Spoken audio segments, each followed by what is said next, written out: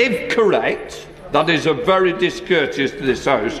I take it very seriously. Or it could well be that it's been leaked, in which case I hope there will be an inquiry to what has happened here. I will therefore ask the Prime Minister to look into what has happened in this case and report back to me and to the House as soon as possible. Keir Starmer always believed he could act without consequences, from scandals to controversies and even outright lies. He thought he and his government were untouchable. But that illusion just shattered. The Speaker of Parliament has publicly humiliated Starmer for violating the ministerial code, a serious breach that couldn't be ignored. And it didn't end there. The Speaker went a step further, demanding Starmer initiate an inquiry into his own actions and present the findings directly to Parliament. But what exactly did Starmer do to spark such a dramatic response? And how was he forced to apologize to someone he can't even stand? In this video, we uncover the full story. As tensions rose inside the chamber, one thing became clear at the heart of this scandal was a blatant breach of the ministerial code. This wasn't some minor oversight or a technical error. It was a direct attack on the integrity of parliamentary procedure, one that demanded accountability at the highest level. Keir Starmer's defense spending statement was leaked to the media before members of Parliament even had a chance to review it. While some might dismiss this as a simple mistake, it was in fact a clear and serious violation of established rules regarding the handling of government statements. According to the ministerial code, the full unredacted version of any oral statement must first be provided to the Speaker of the House before it is made public. Additionally, the statement must be electronically sent to the Opposition Chief Whip's office at least 45 minutes prior to the announcement. Most importantly, under no circumstances should the contents be released to the press before Parliament that has had the opportunity to scrutinize it. In simple terms, the media and analysts are not allowed to debate or discuss a government statement before it is officially presented to Parliament and the public. Before we start, the government's own ministerial code says that a text of statement should be provided in advance to the opposition and to the Speaker. It does not provide for the text to be redacted. I am particularly concerned at the reports that some of the redacted information was provided to the media in advance. If correct, that is a very discourteous to this House. I take it very seriously. Or it could well be that it's been leaked. Starmer's government blatantly ignored these rules, giving sections of the defense statement to the media before the Speaker or the opposition had a chance to review it. Many believe this leak was intentional, a calculated move to generate media hype and portray Starmer's defense spending as strong and aligned with the demands of figures like Donald Trump. But what made things even worse was this: the version presented to Parliament was redacted. Sensitive information had been removed, meaning MPs were deliberately denied access to the full details. This raised serious questions about transparency, integrity, and accountability, whether it was a careless oversight or a deliberate attempt to control the political narrative. One thing is clear: it was an insult to Parliament and a breach of trust. The response from Speaker Sir Lindsay Hoyle was swift and uncompromising. When Parliament reconvened, Sir Lindsay delivered a scathing rebuke, openly condemning Keir Starmer for his blatant disregard of parliamentary protocol. In front of the entire House, the Speaker called out the violation in no uncertain terms, stressing that the ministerial code clearly requires all statements to be provided, without redactions, to both the Speaker and the opposition. What made matters worse, he noted, was that some of the redacted content had already been leaked to the media before MPs had seen it. Sir Lindsay branded this a direct act of disrespect toward Parliament and a serious breach of the trust that underpins its procedures. I will therefore ask the Prime Minister to look into what has happened in this case and report back to me and to the House as soon. The Speaker's message was crystal clear. He would not tolerate a Prime Minister who bypasses proper parliamentary procedure. His call for a formal inquiry into the leak left Starmer cornered, with no room to escape accountability. Faced with public embarrassment, Starmer was forced to rise and issue an apology, something he clearly did not wish to do. His attempt to minimize the severity of the incident fell flat, as he claimed the leak was unintentional and promised to investigate. But his reassurances rang hollow. The damage was already done, and many in the chamber and beyond were unconvinced by his carefully worded response. Mr. Speaker, can I begin by giving my word to this House that this was not given to the media? I will absolutely have an inquiry into this, but I would not be that discourteous. I spoke to you this morning, Mr. Speaker. I wouldn't be discourteous to you or to the Leader of the Opposition in that way, or to the House, and I give you that assurance from this dispatch box. For a politician who has spent years lecturing others on rules, integrity, and ethics, being publicly called out for breaking those very standards was poetic justice. Starmer's apology wasn't just humiliating, it shattered the carefully crafted image of a principled leader promising transparency and accountability. This wasn't leadership. It was damage control. And I apologise to the Leader of the Opposition, and I will make that inquiry. Starmer tried to downplay the scandal by announcing an internal inquiry, but instead of calming concerns, it raised even more troubling questions. How did such a leak occur under his leadership? Was it gross incompetence, evidence that his government is so disorganized it can't even manage official statements? Or was it a calculated move to manipulate public opinion by feeding selective information to the media before Parliament could challenge it? Either way, the damage is done. This incident exposes a deeper truth. Starmer is not in control of his own government. His grip on authority is slipping and the cracks are starting to show. Just hours after the scandal erupted, Labour's International Development Minister Annalise Dodds resigned in protest. Her departure was a direct response to Keir Starmer's controversial decision to cut foreign aid spending to fund a defence budget hike. This wasn't just a resignation, it was a powerful public act of defiance, and it sent a clear message. Discontent is growing fast within Labour's own ranks. The party is spiralling into chaos. Ministers are openly challenging Starmer's decisions. Party members are increasingly frustrated, and the government is struggling to maintain any sense of unity.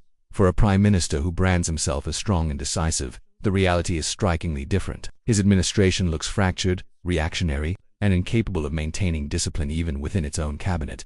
Before we dive deeper, a quick question: are you enjoying this video? If yes, please like, share, and subscribe to our channel for more exclusive updates on the seismic shifts happening in British politics. Now, let's continue. One of the most disturbing elements of this scandal is the redaction of Starmer's defense statement. It raises an unavoidable question. Why did the government choose to censor key parts of the announcement? What was Keir Starmer trying to hide from Parliament? It has now come to light that Starmer's major defence spending announcement wasn't really about UK national security. Instead, it was a carefully staged political move aimed at impressing Donald Trump. Reports suggest Starmer's team meticulously planned the timing and framing of the announcement as part of a broader strategy to curry favour with Trump. Incredibly, even us officials were kept in the dark until the final moment. Insiders now confirm this wasn't policy, it was politics. Starmer was so desperate to gain Trump's approval that he prioritized military spending at the cost of slashing aid to the world's poorest nations. The government feared that revealing the true political motive behind the defense budget, increased to win favor with Donald Trump, would provoke backlash in Parliament. So, instead of being transparent, they redacted key sections of the official statement. This explains why Starmer's team leaked selective portions of the announcement to the media beforehand. Their goal: to generate positive headlines about boosting defense while hiding the real reason behind the decision. But the plan spectacularly backfired. Instead of controlling the narrative, the leak exposed the government's dishonesty and forced Starmer into an embarrassing public retreat. It didn't look like strength, it looked like damage control. What's more troubling, this isn't an isolated incident. It fits a worrying pattern. Time and again, Keir Starmer has shown a tendency to bend the rules, dismiss accountability, and act as if the standards he holds others to don't apply to him. He talks about integrity, but his actions paint a very different picture. We all found the rules frustrating at times, and I'm no exception to that. I had to isolate 6 times during COVID, pulling me away from my work and the things that I love. But I did it because we followed the rules. The idea that I would then casually break those rules is wrong. And frankly, I don't believe those accusing me believe it themselves. They are just trying to feed cynicism, to get the public to believe all politicians are the same. I'm here to say that they're not. I believe in honour, integrity, and the principle that those who make the laws must follow them. And I believe that politicians who undermine that principle undermine trust in politics, undermine our democracy, and undermine Britain. This is the same Keir Starmer who once misled voters about Labour's economic policies, making grand promises only to abandon them the moment they became politically inconvenient. He has reversed course on key pledges, betraying the very people who trusted his leadership. Worse still, his government has been accused of pressuring the media to suppress criticism, burying damaging stories to protect his carefully crafted image of honesty and transparency. But now, with his latest blunder violating parliamentary protocol and being publicly forced to apologize by the Speaker, Starmer's hypocrisy has been laid bare once again. For a man who built his reputation on integrity and accountability, the truth is increasingly clear. The image doesn't match the reality. My thoughts are with all of those who did the right thing and for whom this is a real slap in the face.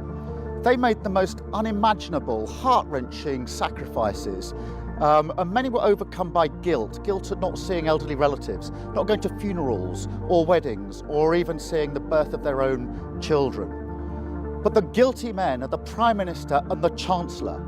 They've dishonoured all of that sacrifice. They've dishonoured their office.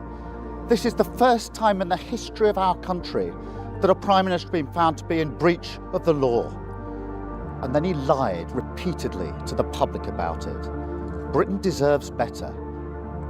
Starmer is rapidly proving to be just another politician who exploits the system while pretending to uphold it. The fact that the Speaker of the House had to publicly compel him to apologize is damning enough. A strong leader doesn't need to be reminded of the rules. A competent leader doesn't need to be called out for withholding information from Parliament. Starmer's conduct reveals a deeper truth: he cannot be trusted to uphold even the most basic principles of democratic governance. This scandal is not just a moment of embarrassment, it's a serious red flag about the state of his leadership. He has now been exposed as a Prime Minister who breaks the rules, lacks control over his own government, and avoids taking real responsibility for his actions, rather than standing firm on the values he once championed. Starmer has turned to deception, mismanagement, and political spin to keep his shaky administration intact. But the cracks are becoming impossible to ignore. Labour is increasingly fractured, senior figures are speaking out, and now, with Annalise Dodds resigning in protest over Starmer's reckless foreign aid cuts, the internal dissent is turning into open rebellion. Starmer's government is starting to look less like a united front and more like a chaotic, disjointed mess. His credibility is crumbling, and his leadership is now being questioned not just by the opposition, but by members of his own party. Even the Speaker of the House has made it unmistakably clear Starmer's conduct is unacceptable. When a Prime Minister is forced to apologize in front of Parliament, it's not just a momentary embarrassment.